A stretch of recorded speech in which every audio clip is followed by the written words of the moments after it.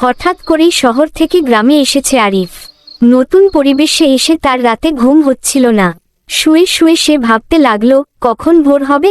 ভাবতে ভাবতেই হঠাৎ মসজিদ থেকে ফজরের আজান ভেসে এলো। আজানের ধ্বনি শুনে আরিফ বিছানা ছেড়ে উঠে পড়ল। অজু করে সে সালাত আদায় করতে শুরু করল। তার পাশের ঘরেই তার মা, বাবা ও ছোট বোন খাদিজাও ফজরের নামাজ পড়তে শুরু করল। নামাজ শেষ করে ভোরের ঠান্ডা বাতাসে মনটা আরো প্রফুল্ল হয়ে উঠল আরিফের। ভোর হতেই আরিফ ও খাদিজা সিদ্ধান্ত নিল আজ তারা একটু গ্রামটা ঘুরে দেখবে। জনে বাড়ির বাইরে বেরিয়ে পড়ল।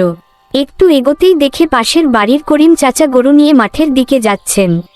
আরিফ ডাক দিল, চাচা, আমরা কি আপনার সঙ্গে যেতে পারি? গ্রামটা একটু ঘুরে দেখতে চাই। করিম চাচা হেসে বললেন, আচ্ছা বাবা, চলো তবে, তোমাদের গ্রামের সৌন্দর্যটা দেখাই। তারপর তারা তিনজন একসঙ্গে হাঁটতে লাগলো। পথে হাঁটতে হাঁটতে করিম চাচা বললেন, গ্রামটা সুন্দর, তাই না? তোমরা তো শহরে বড় হয়েছ, তাই এখন গ্রাম তোমাদের কাছে খুব ভালো লাগবে। আরিফ ও খাদিজা চারপাশে তাকিয়ে দেখছিল, সবুজ ধানক্ষেত, গাছপালা, পাখির ডাক, সবকিছুই যেন তাদের মন ছুঁয়ে যাচ্ছিল। কিছু দূর যাওয়ার পর করিম চাচা বললেন, তোমরা একটু এখানে থাকো বাবা, আমি গরু নিয়ে মাঠে যাচ্ছি। এই বলে তিনি মাঠের দিকে চলে গেলেন।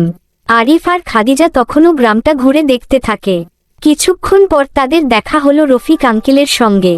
রফিক আঙ্কেল দূর থেকে চিনে বললেন, আরে, তোমরা তো শাহিনের ছেলে না? আরিফ হাসি মুখে সালাম দিল, জি আঙ্কেল, আসসালামু আলাইকুম। ওয়ালাইকুম আসসালাম, কেমন আছো বাবা? তারপর কিছুক্ষণ গল্প হলো তাদের মধ্যে। রফিক আঙ্কেল স্নেহভরে বললেন, চলো বাবা, বাড়িতে চলো, তোমাদের মা বাবার সঙ্গে দেখা করি।